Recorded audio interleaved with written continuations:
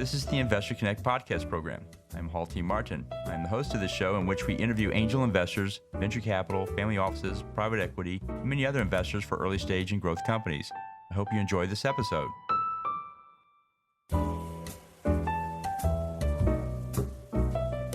Hello, this is Hall T. Martin with Investor Connect. Today I'm here with Art Smith, CEO of Digerati Technologies. Digerati Technologies is a provider of cloud services specializing in unified communications as a service solutions for the business market. Through its subsidiaries T3 Communications and Nexigi, the company is meeting the global needs of businesses seeking simple, flexible, reliable, and cost-effective communication and network solutions, including cloud PBX, cloud mobile, internet broadband, SD-WAN, SIP trunking, and customized VoIP services, all delivered on its carrier-grade network and only in the cloud. Art, thank you for joining us. Thank you, Hall. How are you? I'm doing good. Glad you could be here today. And so let's kick off with, what was your background before joining Digerati? What did you do before this? Well, I've actually been in this industry, in the telecom industry, for quite a long time, almost 28 years. And I like to think of myself as a telecom veteran that has moved into the cloud with this new technology that's now available for providers like us. So I've been doing it quite a long time. I originally started selling satellite networks, international satellite networks between the U.S. and Mexico to Fortune 500 companies back in the day. And that evolved into a VoIP business model, and then it led to what we're doing today. Oh, great. And so what's your advice for people investing in this space? What do you tell them to do before they write that check? Well, look, I would say absolutely invest in our space. It's a growing market, and there's a lot of opportunity. I think we'll go into some of that. In our case, we've grown the company from an annual revenue run rate of about 200,000 back in fiscal year 2017, 2018. And we're currently approaching 15 million in annualized revenue at a run rate. So, we've been able to grow in the industry, in our sector. We've also grown through not only organically, but through acquisitions. We've completed 4 acquisitions in the last 2.5, 3 years, have integrated successfully and executed successfully. But I would tell the investors, do your homework, right? It is a space with a lot of providers, a lot of national providers out there that have done really well, like Ring Central, 8x8, Vonage Business. But do your homework. Find companies that are undervalued like Digerati that are taking advantage of the market opportunity out there. And I think we may go into some of that here shortly. Great. Well, so the industry is moving forward, but how do you see it evolving from here? Well, look, there's a lot of things that are going on in our industry, in our sector, that I think are key to note. First of all, fundamentally, the business market, right?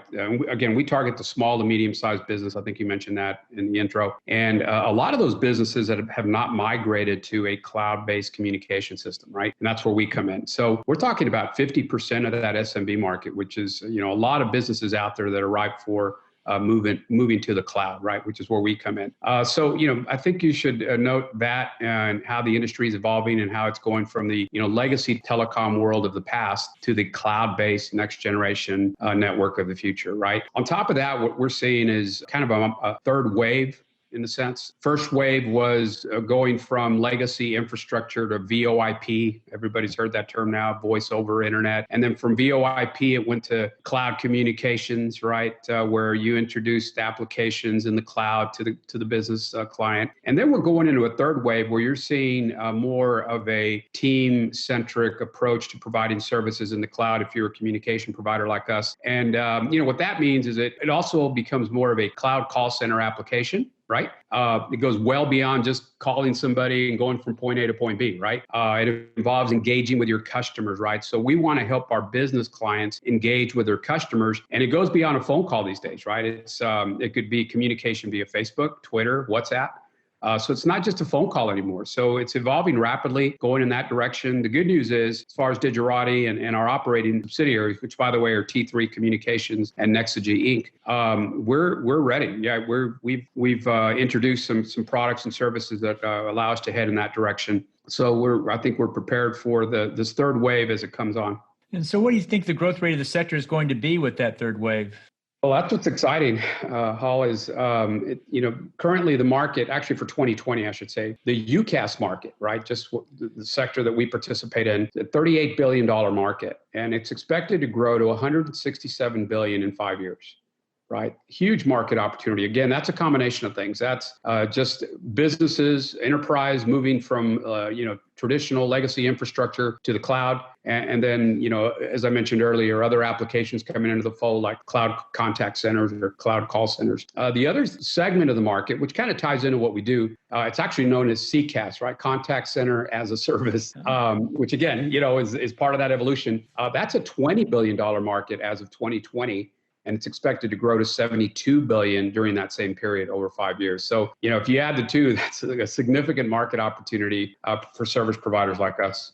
Well, great. And so how many companies are engaged in this market segment? Well, there's a lot of them, right? So I mentioned a few earlier that are the national players, national providers, Vonage Business, RingCentral, 8x8, to name a few. And then you've got the incumbents that play in our space, right? AT&T, Verizon, everybody knows those companies. I think what it's important to note is, even though it is a competitive market, is that a lot of these larger operators, especially, the nationals and the incumbents, have decided to move up market, right, to serve that enterprise, Fortune 500, Fortune 1000 type of customer. And the SMB is, been left behind to a large extent, and that's where we come in. One of the reasons we got into this business is because of the pain points that small to medium-sized businesses were experiencing, right? And they were really underserved. And we have identified, going back to your question, there's a lot of local, regional operators that do what we do, and that they've done a really good job at serving their local customer base in a particular market, whether it's Central Texas or Southwest Florida. And part of our strategy, and on top of just growing organically, is to grow through acquisition of those companies.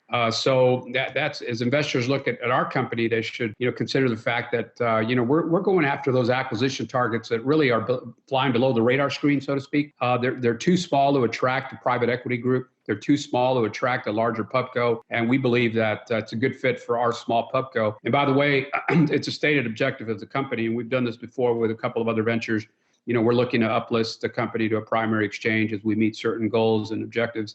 So that's a stated objective. We've disclosed that in our press releases. And so the opportunity to consolidate these smaller operators in a very fragmented market is tremendous for us, right? And then we're following a very disciplined approach, Hall, to our strategy. And that includes focusing on a certain technology stack that we can integrate in short order to realize the cost synergies and operate more efficiently. So as you look at our company, consider that in terms of our business strategy or business model. And so what are the challenges in this space to start and run a company? Yeah, so it's a good question. In our space, I would say, it is competitive, right? There's a lot, as I mentioned, there's a lot of national operators. There's a lot of the incumbents, the AT&Ts and Verizons of the world that participate or, compete in our space. So that is a challenge when you're out there in the market. What's key is, differentiating yourself, right, as a service provider. And again, that's where we come in with an emphasis on serving that small to medium-sized business. It's a higher touch sale. We like to use the term local touch. The local touch is missing with some of these larger operators. And we want to do a good job in taking care of our customers with that local touch. And so with that, that challenge, in terms of it being a competitive market with a lot of players, actually kind of turns into an opportunity for us when you talk about our M&A strategy, right? It is a highly fragmented market littered with these smaller operators that, quite frankly, have done a better job than the larger companies at serving their customers. So where does Digerati fit into the landscape from a positioning point of view? Are you on the high end, the low end, and where exactly do you fit? You mean in terms of the market we serve? Yes. Yeah, I would say, our average customer I say our average customer. Our customer, our market is the small to medium-sized business. It could be anywhere from 10 to 1,000 employees, right? A business with 10 to 1,000 employees. Our sweet spot, though, is usually somewhere between 50 and 100 employees. Right. And, these are businesses that don't have an army of IT people to go help them, move into the cloud with their communication system, right, or their contact center. So that's where we come in, right? So we're going to continue to focus on that. As I mentioned previously, the larger operators are really focused on the high ticket customer, right? The Fortune 500, Fortune 1000 type client. And, we're going to stay focused on that small to medium sized business. And you won't see us deviate from that. And again, if you look at our M&A strategy and the landscape there with a very fragmented market, we're focused on acquiring those operators at a local or regional level that are doing somewhere between 2 million and 10 million in annual revenue. So they're small, right? I mean, compared to the ones I mentioned previously, they're small operators, but they've done a really good job of taking care of their customers. They've built a nice recurring revenue business, which is, by the way, is important to note about our business. It's all based on recurring revenue, subscription based, and with 1 to 5 year contracts with business clients. So when we find these acquisition targets, it's just a really good fit for us because typically, it's a closely held small operation that is too small to attract a private equity group or a larger pubco. And that's where we come in. So we think we're on the right path. We've done this successfully now over almost 3 years.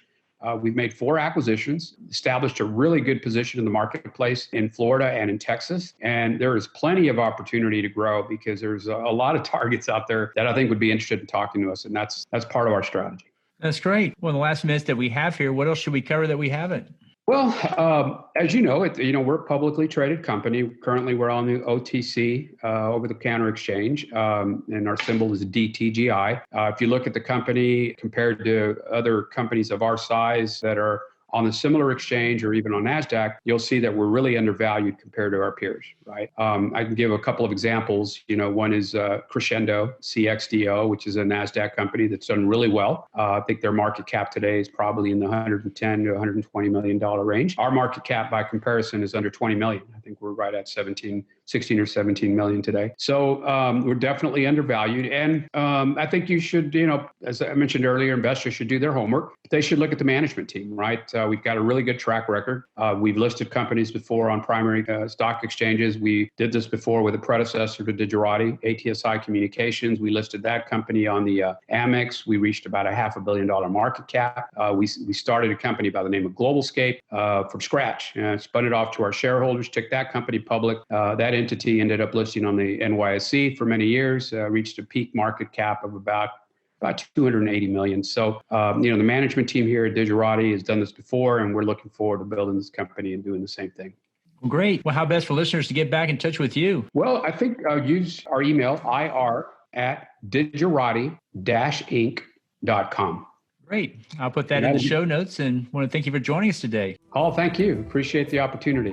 Investor Connect helps investors interested in startup funding. In this podcast series, experienced investors share their experience and advice. You can learn more at investorconnect.org.